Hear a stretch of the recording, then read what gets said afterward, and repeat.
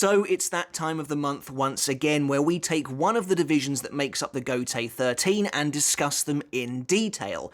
We look at that division's role in the overall story of Bleach, the important characters that make up its ranks and the relationships between them, and of course do a general overview of said division as well. And the lucky division this month is the 8th division, which for the majority of its time in the story is headed up by one of my absolute favourite characters in Bleach, Kyoraku Shunsui. But there is more to this division than just its eccentric theatrical captain. But this division's a bit of a weird one as well, because by the time the main characters involved actually get truly important roles in Bleach, they're no longer a part of the 8th division. So by the time we get to the 1,000-Year Blood War, I think things are going to dry up a little bit for this one. Before we get started on the video, guys, if you haven't hit subscribe yet, make sure to do that now for more Bleach content like this every single week. And if you enjoyed the video, make sure to give it a thumbs up as well to help support me and the channel. I really would appreciate it. And if you really like what I do here and you want to take that support for me another step further, we do have a Patreon for the channel as well, where you can get videos like this one early, and you can support me there for as little as $1 a month. Everyone who is supporting me on Patreon is coming up on the screen right now. And as always, I just want to give you guys a huge shout out and a massive thank you. Thank you all so very much. And my new channel, Mr. Tomo Talks Games, just put out a second video. If you haven't had a look over there yet, if you are into games, I really would appreciate it if you went and checked it out. Maybe hit subscribe.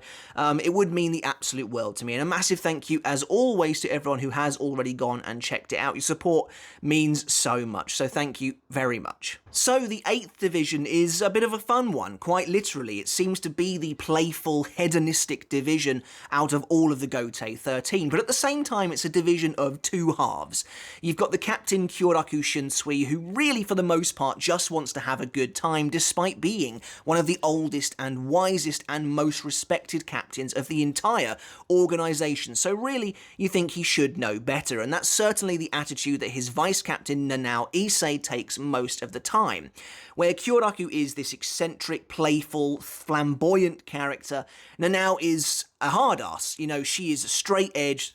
She's basically in charge of the division's admin, but really she's the boss around these parts. Where Kyoraku should be the leader of this division, you definitely get the sense that it's really Nanao running things behind the scenes, while Kyoraku accidentally poisons himself by ingesting some kind of strange leaf or something like that. Doesn't matter what he's doing, he's generally bungling something or messing around. But of course we know the truth about Kyoraku is that he is perhaps one of the most perceptive captains in the entire Gotei 13, truly able to see and understand situations for what they really are.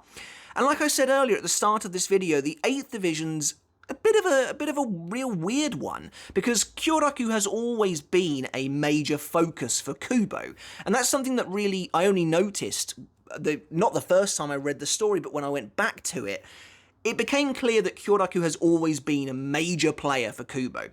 While the most popular captains throughout the series, while I was reading it weekly, were always the likes of Hitsugaya, Kenpachi, Byakuya, and then of course characters like Gin and Aizen who would defect later on, Kyoraku has always kind of been there with them. He does quite a bit in the Soul Society arc, he battles a major character in the Arrancar arc, but it certainly is only once you get to the final arc that it really feels like Kyoraku and Nanao's characters really come into their own. And as I said earlier, by that point they are no longer a part of the 8th division. Their character development takes them beyond their starting positions, which actually I do really like as well. I've always loved that. It shows the passage of time wonderfully when characters move around in an organization like this. It just means that the 8th division itself ends up as something of a casualty of that passage of time. But that's not to say the 8th division doesn't then get back up on its feet a little bit later on as well, which it does with a bunch of new promotions that seem to change the overall look and feel and style of the division into something that I think Kyoraku would probably be very proud of. And so where last month we had the 7th division, which I do genuinely consider is probably the division with the least amount of exposure, the least popularity overall, the 8th division, I would say, up until the 1,000-Year Blood War arc, was maybe one of the more overlooked divisions. Because it, much like something like the 7th division, it has always kind of felt like it was just there. But at the same time, Kyoraku is always playing at least some kind of a big role. And I think Kyoraku as a character, and there's probably some bias involved here, is carrying the 8th division pretty hard for the majority of its time in the story, because it takes a long time for Nanao to really get any kind of limelight and to really come into her own. So of course there will be spoilers for the 1000-Year Blood War arc in this video, even if the 8th Division as a whole doesn't play that big of a role in that final arc of Bleach. But if we look at the 8th Division, do a general overview like we normally do. For the most part, for the majority of the story, the 8th Division's leadership is Kyoraku Shunsui and Nanao Ise.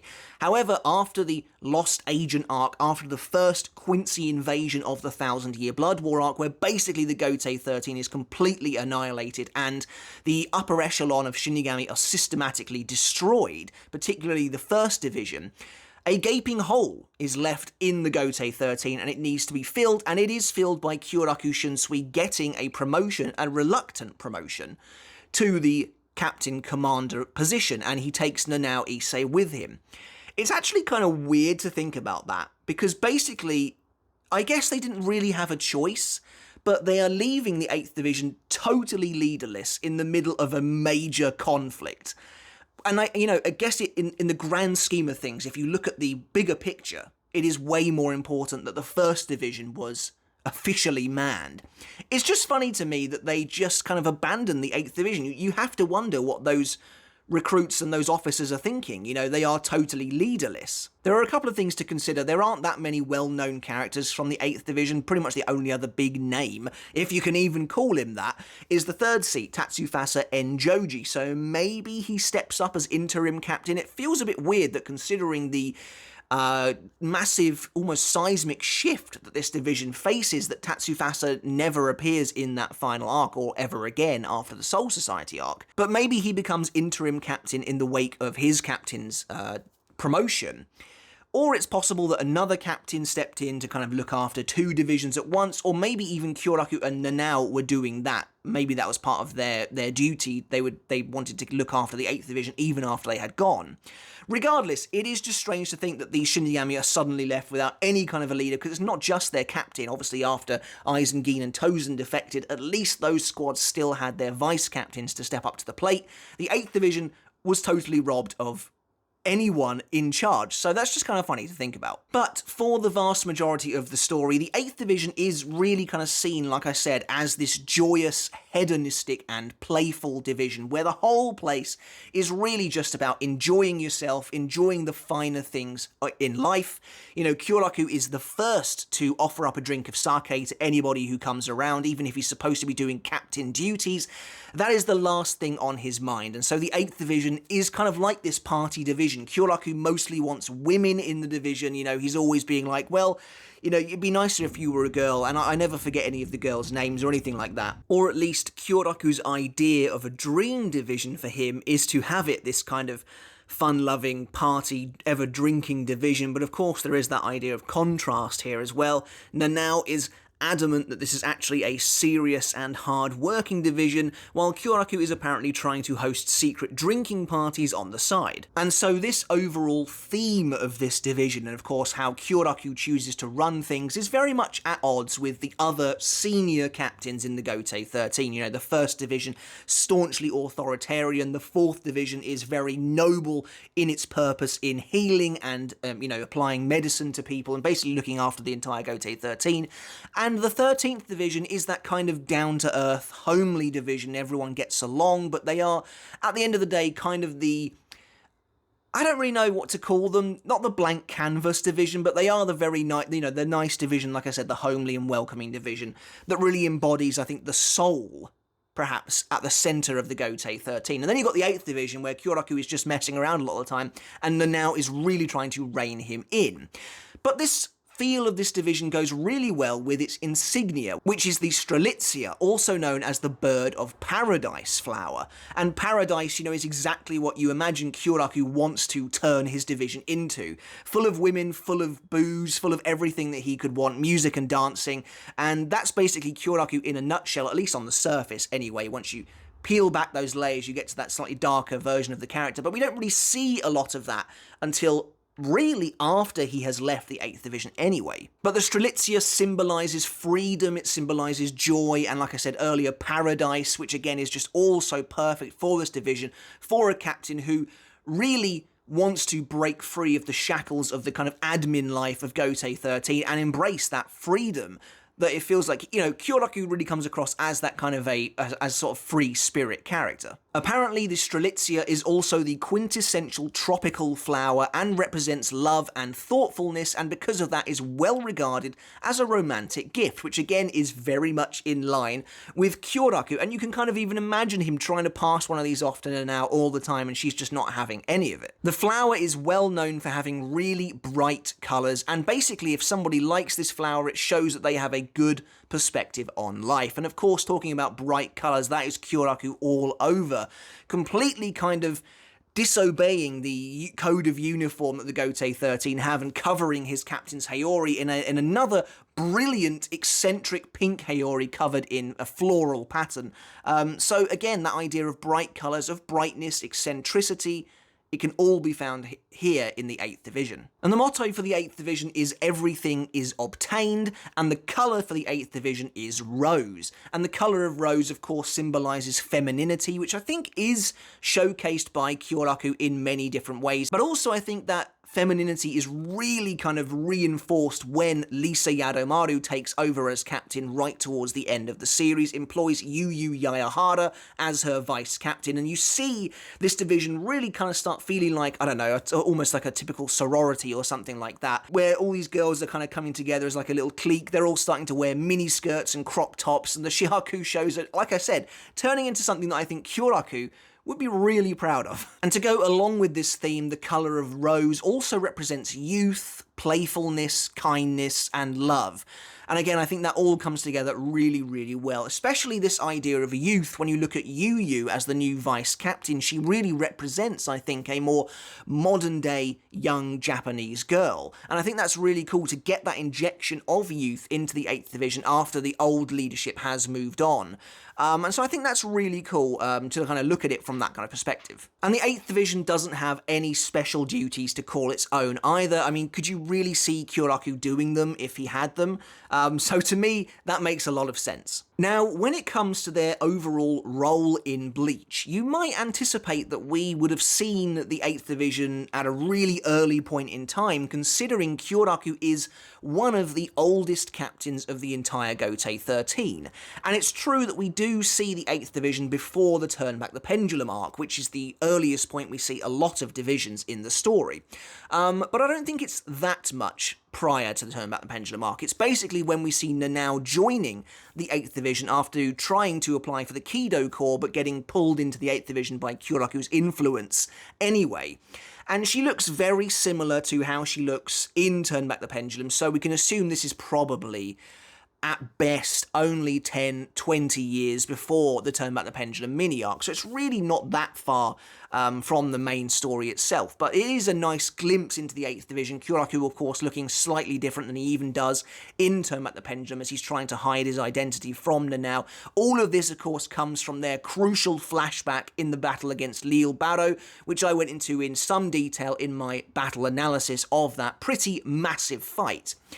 Which, feels like a big moment for the 8th Division, despite neither of those characters being in that division at that point in time. But it is nice to get that insight, and it's also really cool getting to see these characters actually going through the inauguration process of actually joining the Gotei 13 in the canon story itself. But then we move on to the Turn Back the Pendulum arc, and it's really cool actually when you get one of these captains who has been around for a very long time, because they never really seem to change, although Kyoraku of course does change in small ways. But he mentions in Turn Back the Pendulum, which we know is 110 years prior to the main storyline, that he, Ukitake, Yamamoto, and Unohana are the only ones who have been captains at that point for longer than 100 years. So he's been in charge of the 8th Division for quite a while at this point. In fact, we know that he and Ukitake were made captains right out the gate of leaving the Shino Academy, so I'm wondering if probably he took over the 8th Division almost right away. And this is where the timeline of Bleach kind of comes in and makes things all really weird and messy. It's something I'd like to try and dive deeper into one day.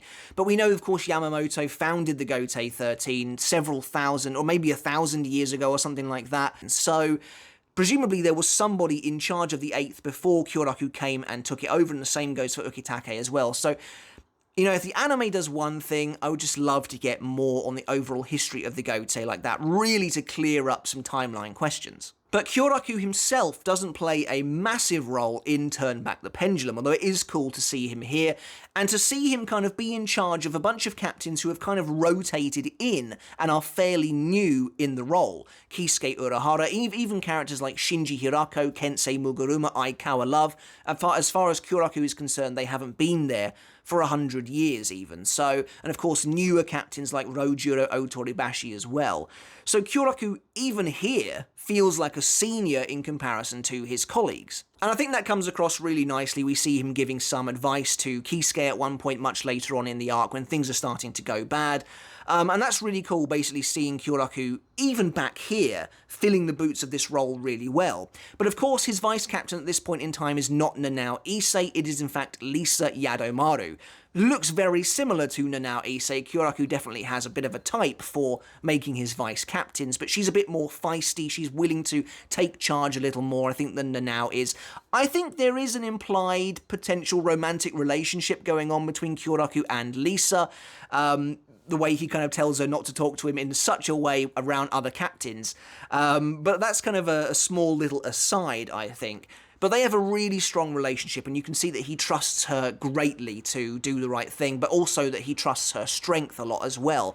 As when the situation gets really bad regarding the holification incident, Kyoraku basically volunteers Lisa to go in place of Tessai Tsukubishi. Of course, this is all because she has to become a Vizard in the present day, but it is still really cool seeing him placing that faith in her. They have that nice interaction where he's like, how much did you hear? She's like, I heard everything, and he says, well, can you handle it? And she's like, of course I can, and he sends her off.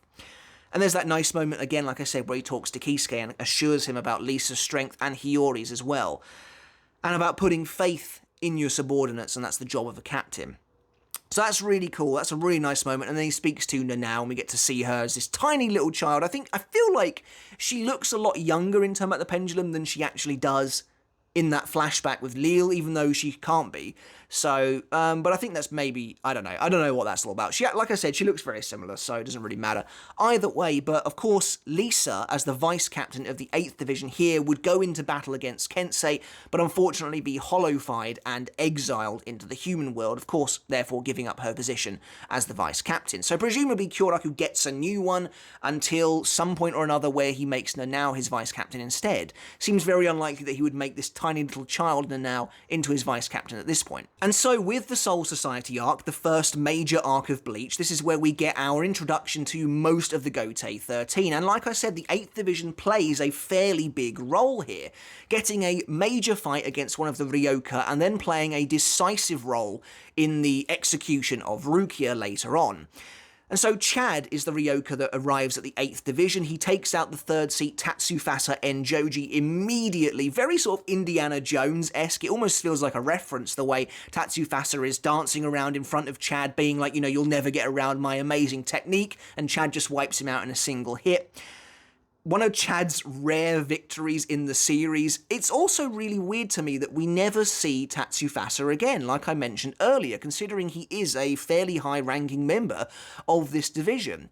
3rd seats are a strange breed, because some of them become major characters, like, of course, Ikkaku, and then there are others who theoretically should be that high up in the hierarchy of Soul Society, and we just never see them, we never know who they are. And so for us to actually meet one in the Soul Society arc, and then he never comes back, is weird. Tatsufasa would have made a great recognisable victim in the first Quincy invasion, for instance, so that would have been really cool to see. I can imagine him completely underestimating his Sternritter opponent, doing the same thing again, but this time he actually gets killed. That would have been a really cool moment. Maybe it's Robert Akutrone who pops him in the chest or something like that.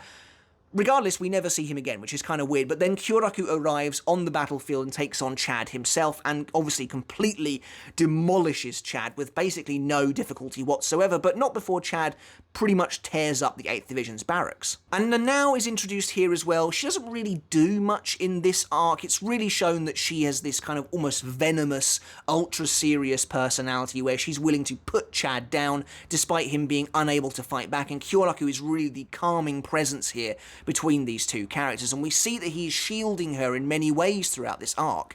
But Kyoraku's perceptiveness is really showcased here when he just deduces that something is not quite right, something doesn't feel right about Rukia's execution, and so he, with Ukitake, play a vital role in the destruction of the Sokyoku, which is him and Ukitake turning against the Authoritan Soul Society in the Civil War at the end of this arc. Kyoraku and Ukitake then battle Yamamoto after Kyoraku gets Nanao out of there, when Yamamoto begins to just quash her very existence with his Reiatsu, and that's really the last we see of Nanao for quite some time, as she just completely vanishes in the Arrancar arc, which I always thought was really weird. But Kyoraku returns and does battle with the Captain Commander. We get to see him activate his Shikai, Katen Kyokotsu, for the very first time, but we don't find out anything that it does. But of course their fight is cut short by the news that Aizen is a traitor, and Kyoraku arrives on Sokyoku Hill to try and apprehend him. Moving into the Arrancar arc, if you're not part of the 10th Division, or one of the divisions that goes to Waco Mundo, you basically are not doing anything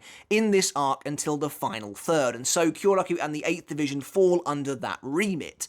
Kyoraku arrives in the fake Karakura town to do battle with Aizen and his Espada, noticeably missing Nanao. Presumably Kyoraku told her to stay behind because he doesn't want her to get involved in a fight that reasonably she probably has no business being a part of, although I assume that Nanao's Kido proficiency would have been enough to at least help out in the fight, but we can only assume that Kyoraku kept her behind. And throughout this battle, Kyoraku does battle with the first Espada, Coyote Stark, in a really cool fight, probably the best battle of the top 3 Espada, although if I'm being brutally honest, that's not saying an awful lot. But Kyoraku battles Stark, Ukitake joins in, they force him into a Resurrection, and then at this point, Wonder Weiss arrives and sneak attacks Ukitake, allowing Stark to get the drop on Kyoraku, taking him out of the fight. The Vizards then show up, and we get a lovely little reunion between Kyoraku and Lisa. She is notably the only Vizard outside of Shinji doing the official business with Yamamoto to actually go and talk to somebody from their past days in the Gotei 13. Although their meeting is a little rough around the edges, she kicks him a couple of times, she does seem pleased to see him, and he obviously is very pleased to see her. She's pleased to see him in her own way. This is very reminiscent of the relationship they used to have anyway. And she tells him that she'll show him how powerful she has become. And, it really feels like she wants to show him this new strength she's got. And, of course, he feels like an absolute fool. There's a really nice moment here where she calls him an idiot and he says, I couldn't agree more. And in my opinion, that has always been referencing him letting her go. Not just letting her go to the battleground where Kensei was, because I think Kyoraku still believes he had all the right faith in her.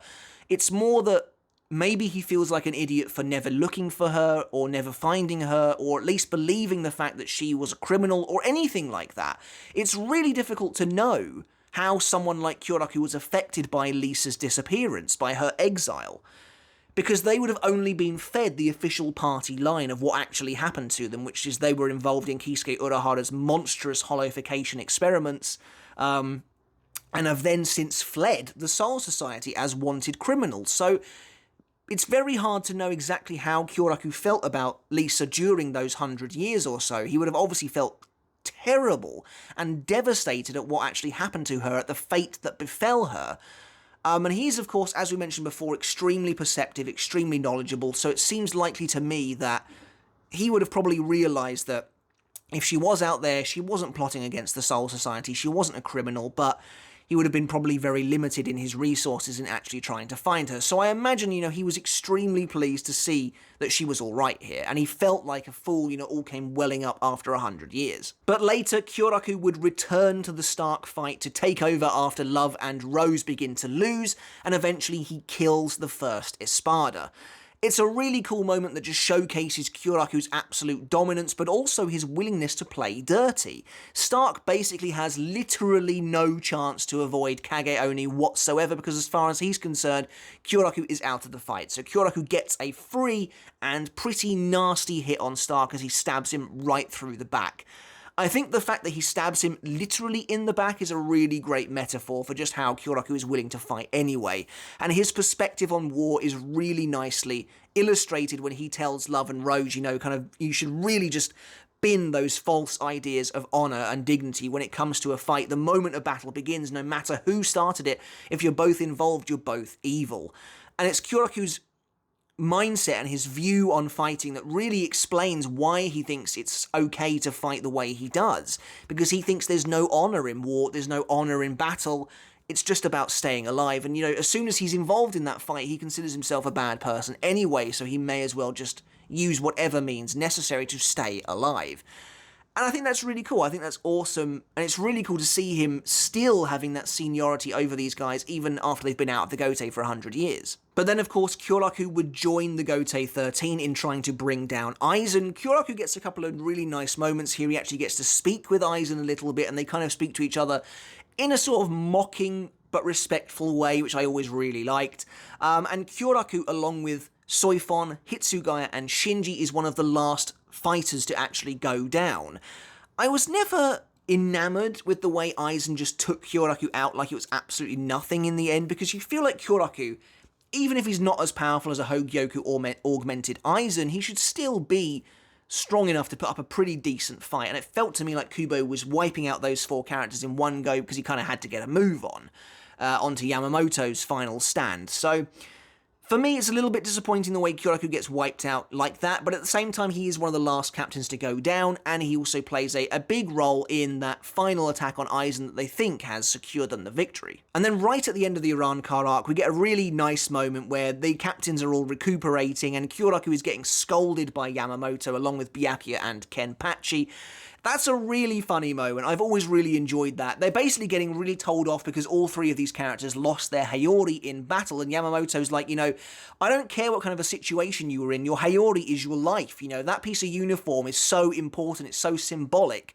What do you think this is? What do you think it means? And Kyoraku just sort of says, it's a fashion statement, and Byakuya's like, it's a cheap piece of trash, and Kenpachi says it's just a nuisance that gets in my way, and Yamamoto just explodes at them. I know it might not seem like much, but it's a really smart way of just showing these characters' personalities like that. How they are distinguishable among each other. Kyoraku's obsessed with the way he looks, Byakuya is obsessed with money, Kenpachi is obsessed with fighting. Right, you've got the baseline for all those characters. It's a great moment. Then we get to the Lost Agent arc, and of course the Gotei 13 doesn't play a huge role here at all. Kyoraku is there when Ichigo arrives to take back Ginjo's body, and then at the very end of the arc we get a really nice moment where Kyoraku kind of sits down with Ukitake, who, although he wasn't at the meeting because I presume he was feeling ill, I also wonder if he couldn't face up to Ichigo after the events of that arc, if he found it difficult to face up to him, feeling responsible, I imagine, for a lot of what happened with the Substitute Shinigami program. But there's a really nice moment where Kyoraku kind of comes in and he calms his fears and he absolves Ukitake in many ways of any guilt, basically saying that, Ichigo took back the badge. Regardless of what happened, it seems like he chooses to trust us no matter what. And he's not mad or anything like that, and Ukitake seems to feel some kind of relief wash over him. And you get this really nice moment where these 2 old characters kind of come together, and you get a real sense of friendship here, as Ukitake says, it's only natural when a young man like that is really glowing with growth. It makes old men like us want to look away. And that's because Kyoraku says, Ichigo has grown so much, but they as an organization, but more importantly, as individuals, just couldn't see it. And then we get to the final arc, the 1,000-Year Blood War. Now, I've done a couple of videos, actually, on Kyoraku about this arc in general, his role in the 1,000-Year Blood War, and also how the war changes him as a character. So we've gone quite in-depth here. It's also finally time for Nanao to make a reappearance after it's genuinely something like 200, 300 chapters she's just not around. I think it's 200 and something or other, but she's gone for an awfully long time. In volume terms, that's like 20 volumes where she's just not in it at all. And I actually remember this really weird feeling where I remember she was like this weird and forgotten character when we were reading it weekly, because I was like, Nanao Ise, like, she used to be a character in this story, and yeah, she was still showing up in like anime filler and stuff like that, but it was really strange for her to suddenly make a reappearance in the 1,000-Year Blood War arc. But of course, the first Quincy invasion happens, the 8th Division comes under attack by Sternritter N. Robert Akutrone, And we get a really badass battle scene. I do wonder where Nanao is at this point, because we see her when the invasion begins, and presumably Kyoraku would have freaked out a little bit and wanted her to get out of danger as fast as possible, even though it probably was very difficult to do so with the Quincy closing in on all sides. But Robert attacks the 8th Division, Kyoraku has a nice little chat with him, we get a really nice bit of choreography, a nice skirmish between them, which results in Kyoraku losing an eye. And then after the first invasion, after Kyoraku is defeated once Yamamoto is killed, of course we see him begin already to take on this new feeling of leadership. He is the one who calms down the warring captains when they've started fighting amongst themselves. As it seems like the leadership of Soul Society is breaking down, Kyoraku is the one who comes in and rebuilds them, says that we must move forward as we are the Gotei 13. And of course, after that, and everyone saw this coming, he is promoted to the Captain Commander and he takes Nanao Ise with him. And so after that, the 8th Division, like I said, is leaderless, and so we don't really see them do anything for the rest of the final arc of Bleach, which is kind of weird. They only get any kind of prominence right at the very end of the arc when it's revealed that Kyoraku's former vice captain, Lisa Yadomaru, has returned to the Gotei 13 and taken up her position as captain of the 8th Division, which is really cool to see, but that's literally it. Then in the Hell chapter, we get a little bit of expansion on the 8th Division, although not an awful lot. We see Lisa in her new role as captain, although she doesn't really do anything. More prominence is given to her new vice captain, Yu Yayahara, who, like I said earlier, is like this kind of new age Shinigami almost, who's using mobile phones, who's snapping selfies, using all the kind of social media and stuff like that. It feels like she is, like I said earlier, an injection of youth into the Gotei 13 in general, and in my opinion, I imagine that is what the 8th Division is now like in general. Like I said, it's now headed up by 2 women, they're now wearing miniskirts and crop tops, and they've basically changed the 8th Division, like I said, into this kind of girly clique of sorts. But we'll have to wait and see if Kubo decides to produce any more Hell Arc content, what is actually in store for the 8th Division in the future. But that's basically it for our in-depth look at the 8th Division. I really hope you enjoyed it. Let me know in the comments below what you think about this division, who is your favourite 8th Division character, and what's your favourite 8th Division moment as well. It is kind of weird that they don't play really any kind of a role in the 1000-Year Blood War arc, but that's only to be expected, I guess, once your 2 leaders get promoted right at the start. I really hope you enjoyed the video, guys. Make sure to check out Mr. Tomo Talks Games if you haven't done already. We have a brand new video over there. Make sure to subscribe here as well if you haven't done. And until next time, I'll catch you later. I'll see you then.